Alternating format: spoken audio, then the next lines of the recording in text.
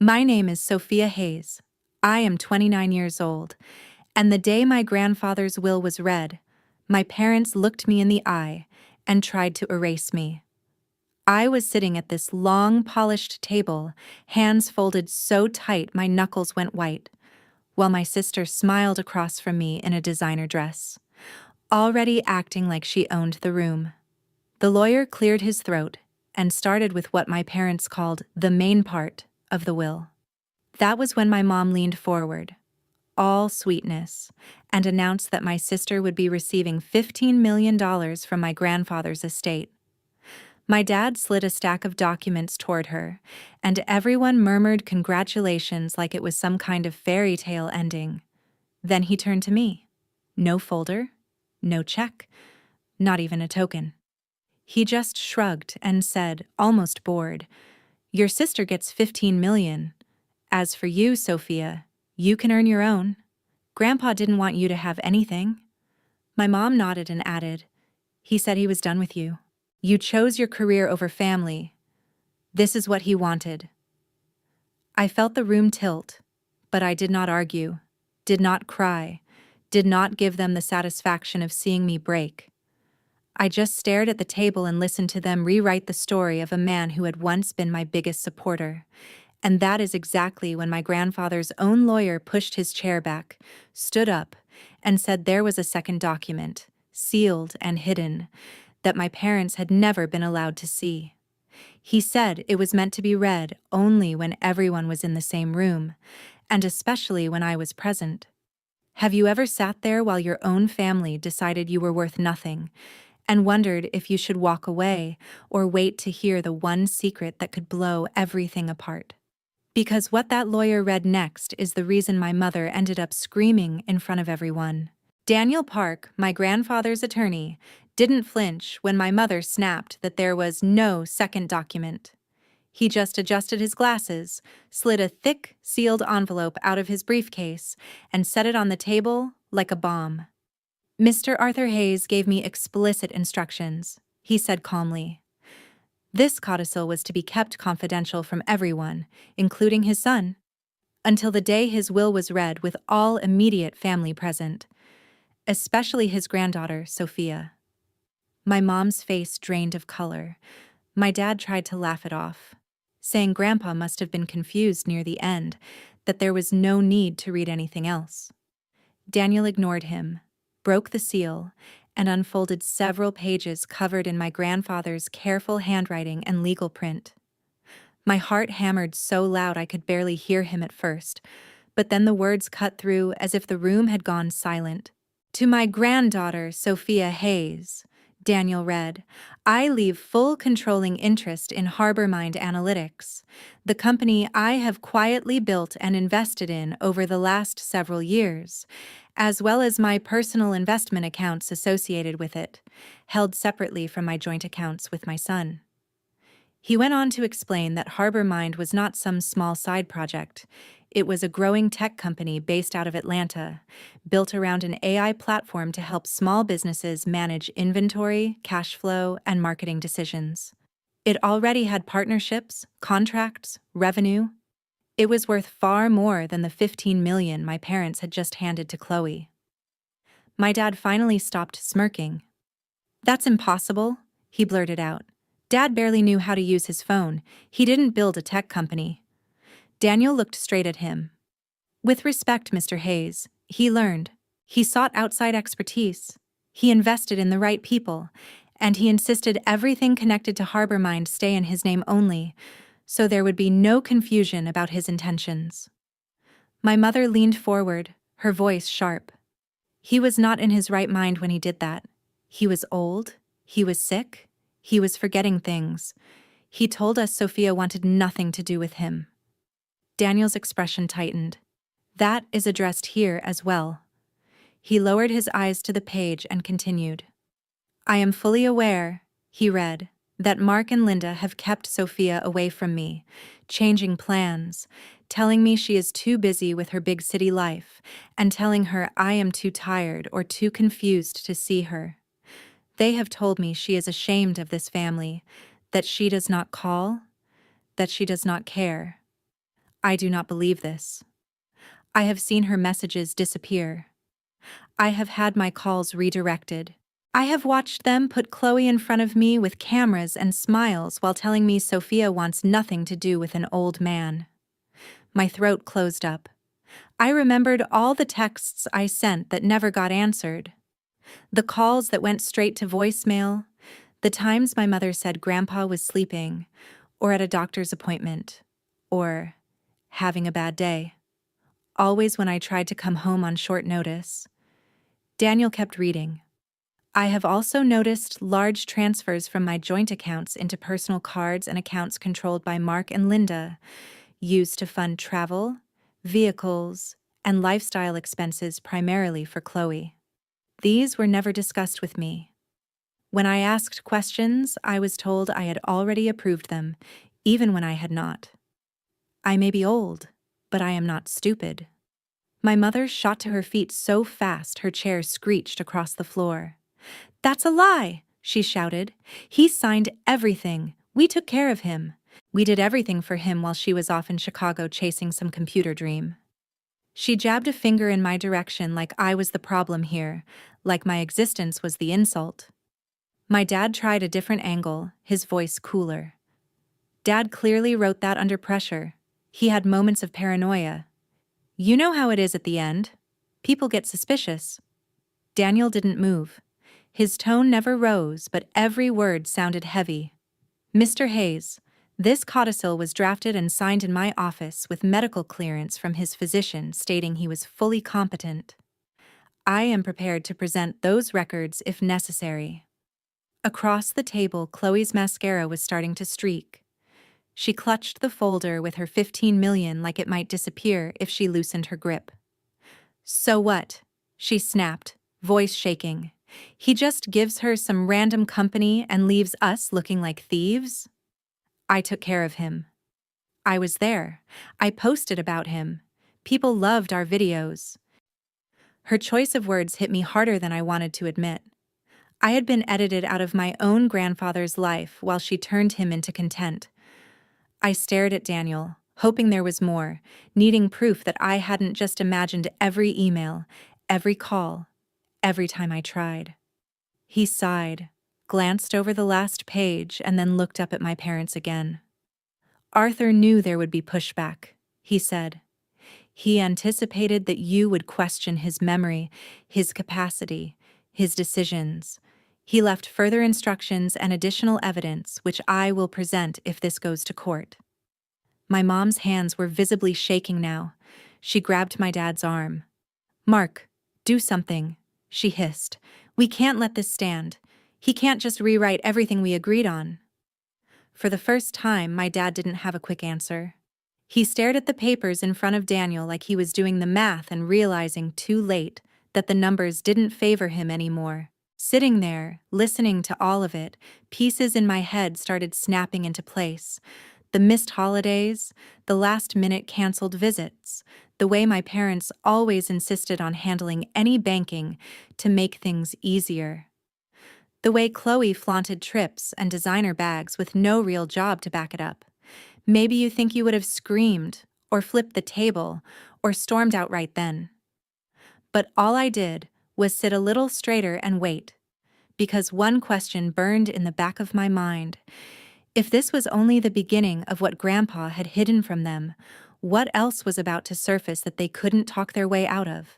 When Daniel said my grandfather had seen his messages disappear, it snapped something loose in my memory, and suddenly I was not in that conference room anymore. I was back in Savannah, sweating through my t-shirt on the front porch, while my sister Chloe twirled in a brand new dance costume in the driveway. My mom was filming her with her phone, yelling, "Gimme a spin, baby, followers love this," while my dad loaded suitcases into the trunk for their weekend trip to Orlando. I was 14, holding a flyer for a summer coding camp at the community college, and when I tried to hand it to my mom, she barely glanced at it. "We already told you, that thing is too expensive," she said, eyes still on Chloe. "Maybe next year. Besides, you spend enough time on that computer of yours. Go outside or something." She shoved the flyer back into my hands like it was junk mail. That was the pattern. Money for Chloe's dance competitions, for her ring light, for her brand, for another pair of limited edition sneakers because it would look good on camera. For me, it was always maybe later, maybe next year, maybe when things are less tight. Except things never seemed tight when it came to my sister. At school, it was the same script in a different room.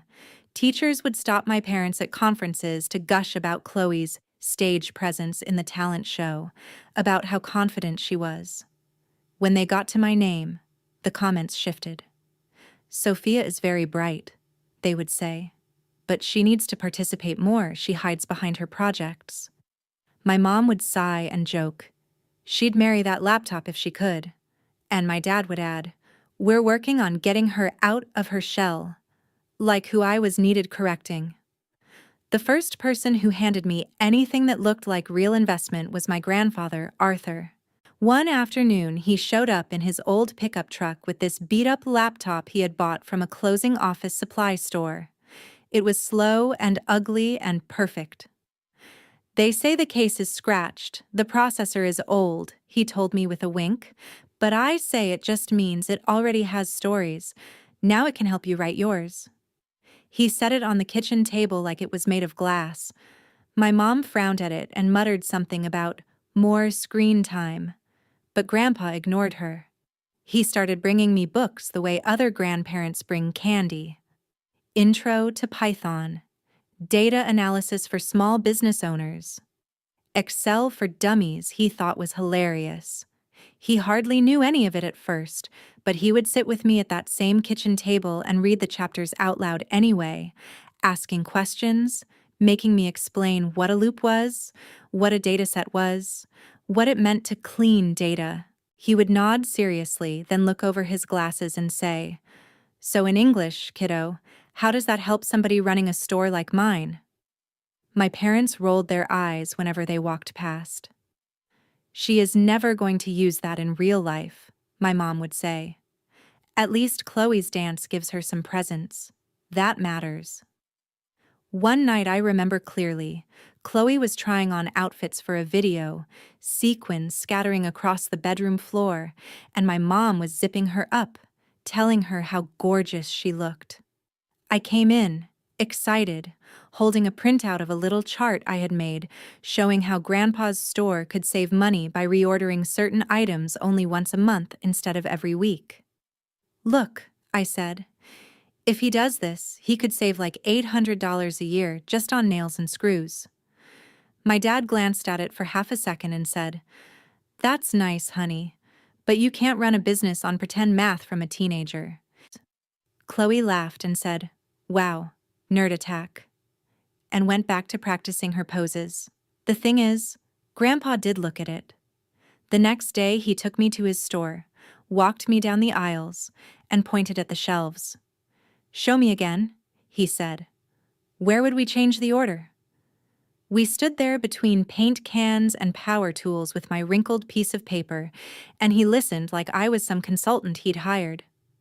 Later, he patted the top of my head and said, "You see patterns the rest of us miss, Sophie. Don't forget that." One year, when I was 17, I entered a local hackathon on a whim. The prize was a small scholarship and a little recognition, nothing life-changing. I built a crude dashboard that helped a hardware store track which items sold best in different seasons and which ones just sat there. It was basic, ugly, and half held together by duct tape code, but it worked. I remember standing on that stage in an ill-fitting blazer I bought from a thrift store, scanning the crowd for my parents. They had promised to come, said they were so proud. When the organizers announced my name and I stepped forward to accept the certificate, the only person cheering loud enough to cut through the polite applause was my grandfather. He was in his old plaid shirt, clapping like he was at the Super Bowl. Afterward, he hugged me so hard I could barely breathe and said, "You just built something useful, Sophie. Do you understand that? If you can help one store, you can help 10. If you can help 10, you can help 100. He dragged me over to the judges to make me explain my project again, peppering me with questions like, Could this tell a guy when he's about to run out of concrete mix?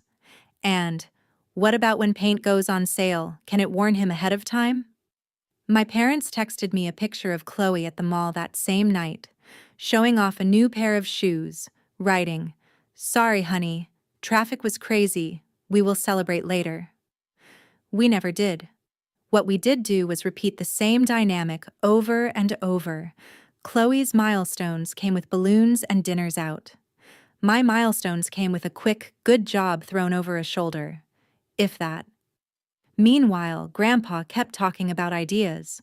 What if there was a tool that told small shops when to reorder paint before they ran out? He asked.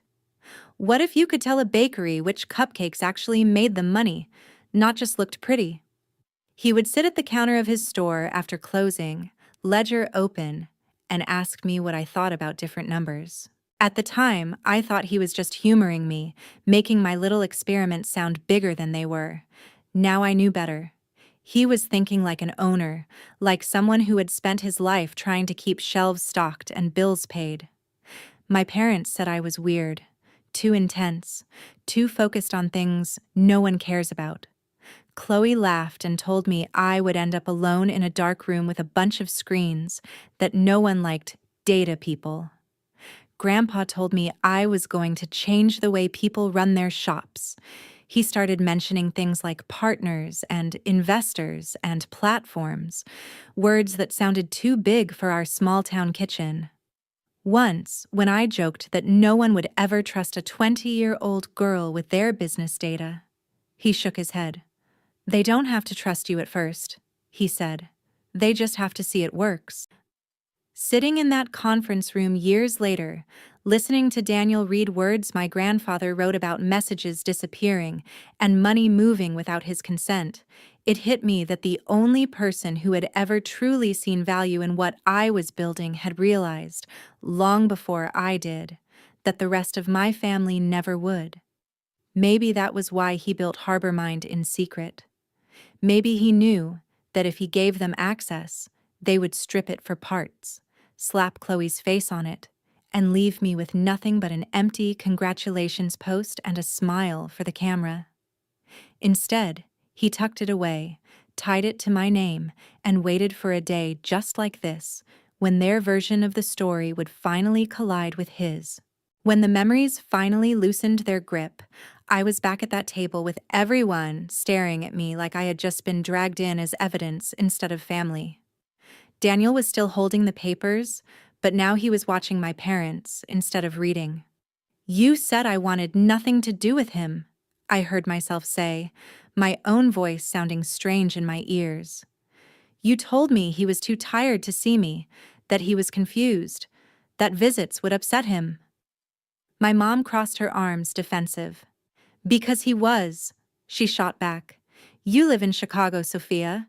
You don't know what it was like day to day." I leaned forward. "I bought a last-minute ticket home 2 Christmases ago. Remember that? I showed up at the house and you stopped me on the driveway and told me he was at some facility. No visitors allowed. Then I found out later he'd been at home the whole week." My dad's jaw tightened. "We were following doctor's advice," he said. "Stress wasn't good for him." "Funny," I said quietly. "He somehow had the energy to appear in all those videos Chloe posted." Chloe bristled. "Those videos made him happy," she snapped. "People in my comments loved him. He smiled, he laughed, he got to feel special, not like some old man rotting in a recliner." Daniel shifted his attention to her. "Chloe," he said evenly, "did your grandparents ever know you were being compensated for some of those posts?" Her head jerked back. "What?" "Brand deals," he clarified. "Affiliate links, sponsored trips tied to the content you filmed with Arthur. Did you ever disclose the amounts to him? Or to Sophia?" Her cheeks went red. "That has nothing to do with this," she said. "I was building my career.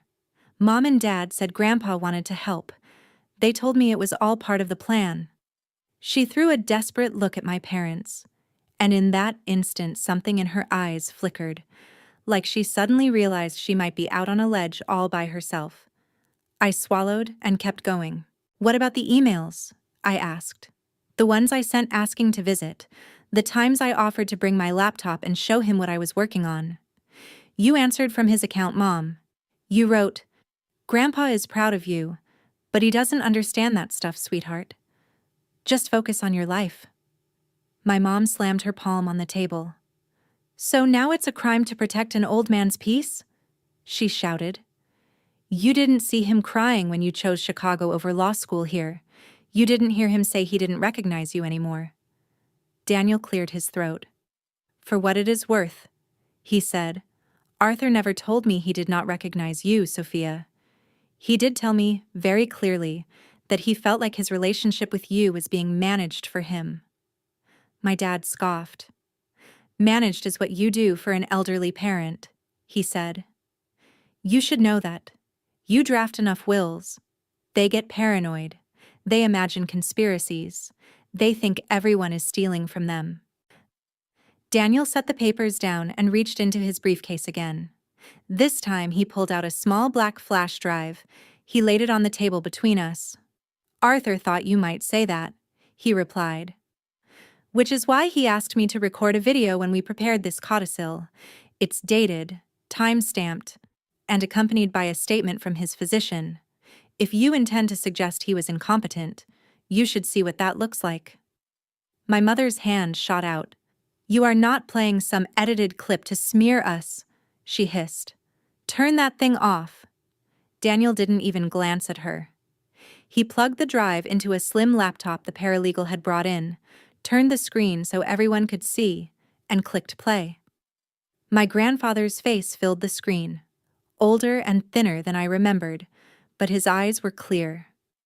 He sat in the same conference room we were in now, wearing a pressed button-down shirt, hands folded loosely in his lap. All right, Arthur, a younger version of Daniel's voice said off-camera. Just say in your own words why you're here. Grandpa took a breath. My name is Arthur Hayes, he said. I am choosing to change my will because I have become aware that my son and his wife have been using my trust in ways I did not approve. I have seen money leave my accounts that I never agreed to. When I ask questions, I am told I am confused. He looked straight into the camera. I am not confused. I am old, but I know what I've earned, and I know who I want it to go to. My dad muttered something under his breath, but no one stopped the video. Grandpa continued. I love all my grandchildren, he said, but only one of them shares the way my mind works. Sophia understands numbers. She understands systems. She built a little thing on her computer that helped a store like mine, and never even bragged about it. He chuckled softly. Mark never listened when I talked business, and Linda loves appearances. But Sophie listens. My chest hurt. I didn't realize I was holding my breath until the room started to spin again. On the screen, Grandpa's expression darkened. I have also seen how they keep her away from me, he said.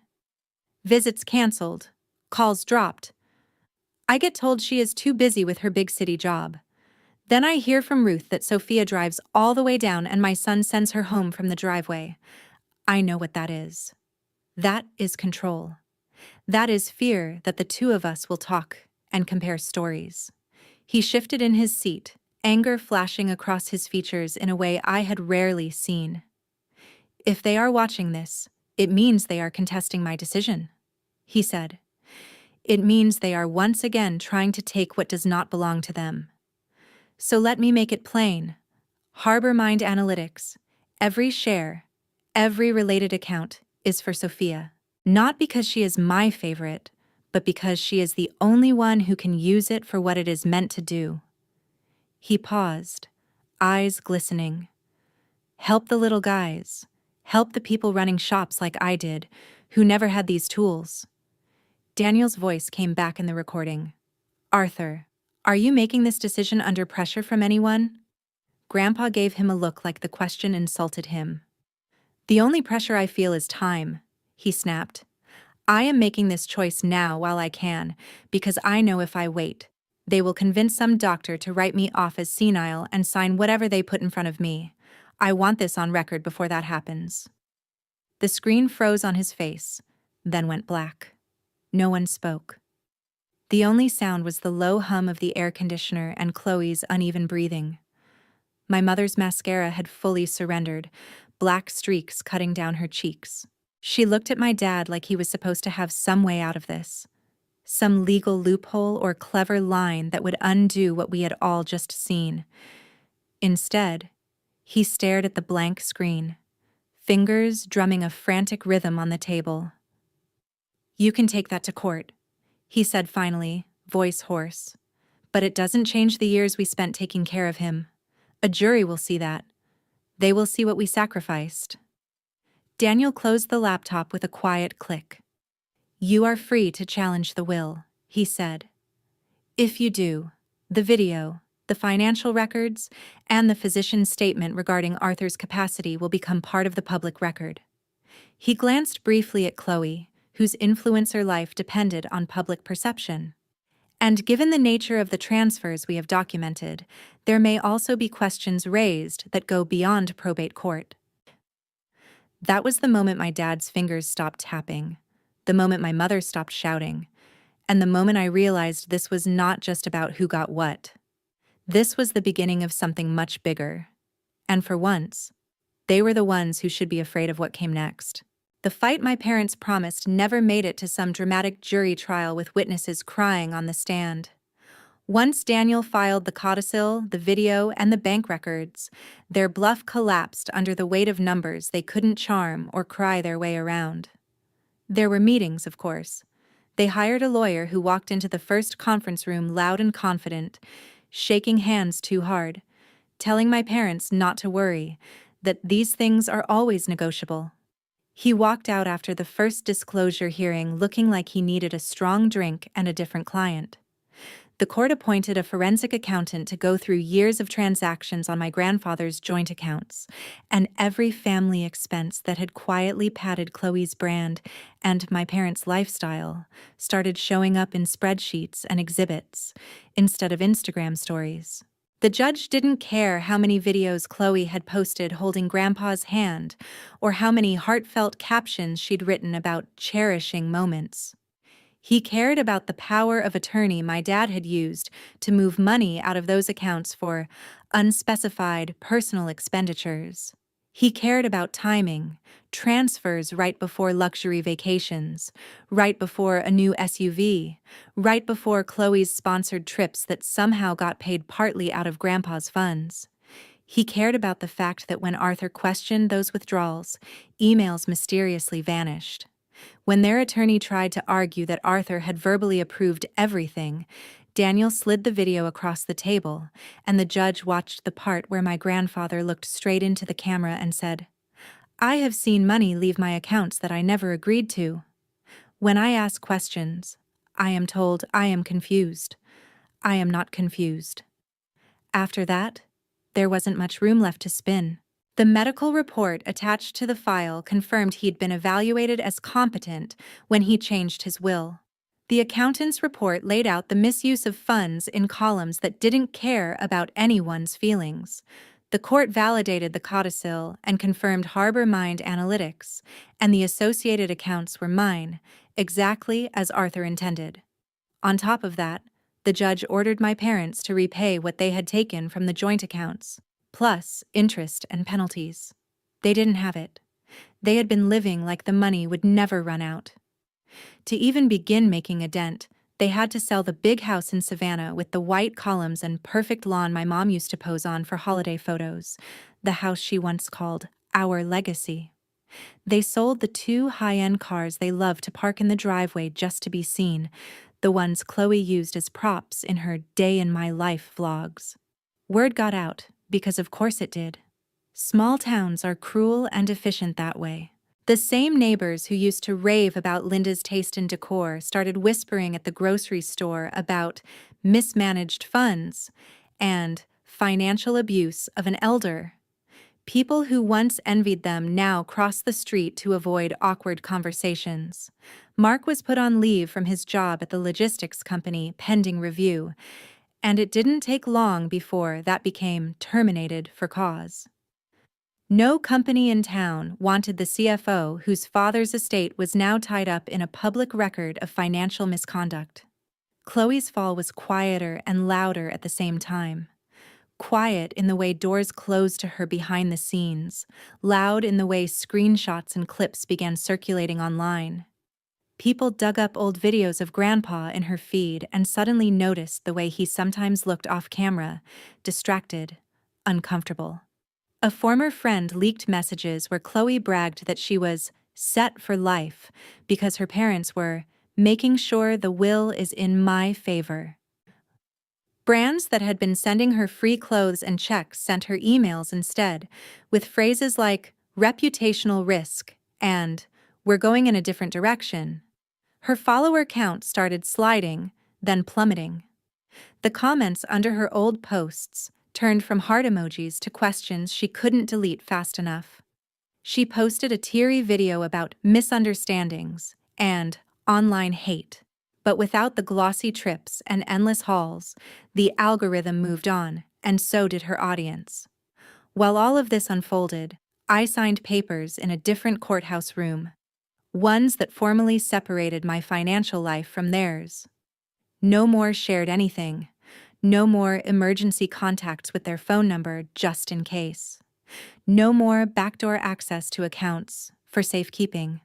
Daniel slid the last form across to me and said, "Once you sign this, they have no legal claim to HarborMind or to any assets that come from it. Not now, not later." My hand shook for a second, not from doubt, but from the weight of cutting the last invisible cord.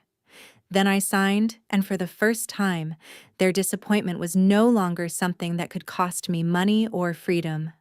I moved into a modest apartment in Atlanta at first, close to where HarborMind's tiny team was already working out of a rented office that still smelled like paint and new carpet. Grandma Ruth refused to stay in the Savannah house while it was being gutted for sale, so she packed her life into a couple of suitcases and came with me, her photo albums stacked on top of my boxes of cables and old notebooks. She left behind the fancy furniture and took the framed picture of her and Arthur at the store on opening day instead. My parents, stripped of the image they had worked so hard to project, slipped out of town not long after the sale closed. Through distant relatives and the occasional slip on social media, I heard they ended up in a small rental in Nevada, chasing cheaper rent and anonymity. No more charity galas, no more club memberships, no more curated Christmas cards on thick glossy paper. They didn't call. They didn't text. If they talked about me at all, it wasn't to my face. And for the first time, the silence between us was something I chose, rather than something they controlled. On one of the last days before Ruth and I left Savannah, I walked through the empty house alone. The echo of my footsteps sounded wrong in rooms that used to be packed with decorations and noise. I stood in the doorway of the den, where I had once sat on the floor with that beat-up laptop, where Grandpa had leaned over my shoulder to ask what all those numbers on the screen meant. I could almost hear his voice, low and amused, saying, "Show me how this helps a guy like me, Sophie." The walls no longer felt like they belonged to my parents' version of our family. Without the furniture and framed illusions, the place felt hollow, like a stage after the show is over, props carried off, audience gone home. Whatever performance they had been putting on here was finished. The real legacy Arthur left wasn't the wood and plaster they were losing. It was the code, the company, and the conviction that I never had to beg to be valued again. They had spent years using his money to build an image. He had spent those same years using his mind to build a future for me. In the end, their image crumbled. His future stood.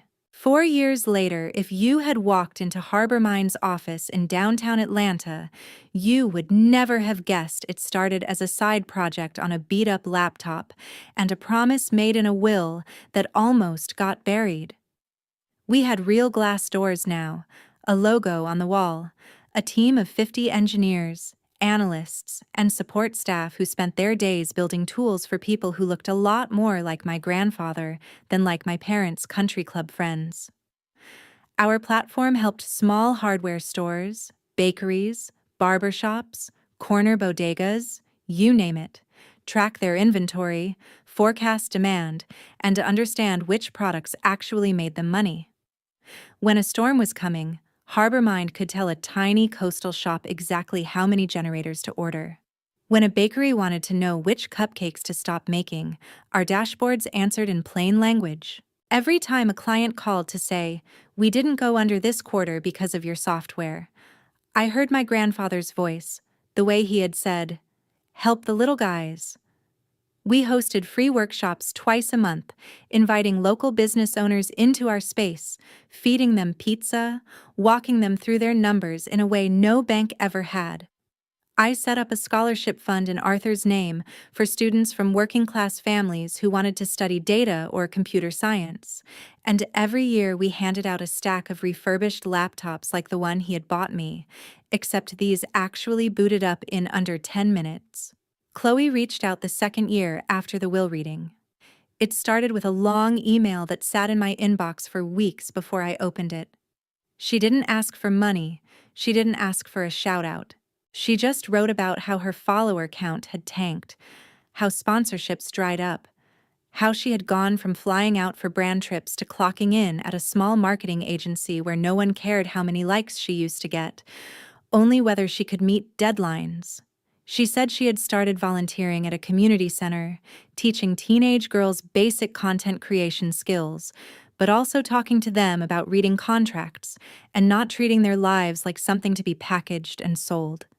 She admitted she had been jealous of me for years, that watching Grandpa look at me the way he never looked at her had felt like an open wound. She didn't excuse what she did. She just said she was sorry. I called her. The conversation was awkward, full of long pauses and nervous laughter, but we talked. Not as influencer and invisible sister, but as two women who had finally run out of people telling them who to be. We were not close. Not yet, but the door was cracked open instead of bolted shut. My parents never called. Through Grandma Ruth and an occasional relative, I heard scraps of updates. Mark picked up a job doing basic bookkeeping for a small firm out west, nowhere near the executive level he used to brag about. Linda stayed at home mostly, rarely posting online anymore, the glamorous life replaced by discount furniture and generic coffee. They went from being the couple everyone envied to the couple people lowered their voices to talk about. Ruth and I built our own quiet rhythm in Atlanta. She claimed the sunny corner of my living room for her rocking chair and her knitting, and every evening we would sit on the balcony with takeout and watch the city lights blink on. Sometimes she would tell me stories about Arthur in the early days, when he was just a kid stocking shelves, long before he owned anything. Other times we sat in comfortable silence, the kind you only get with someone who has seen you at your lowest and never once tried to edit you.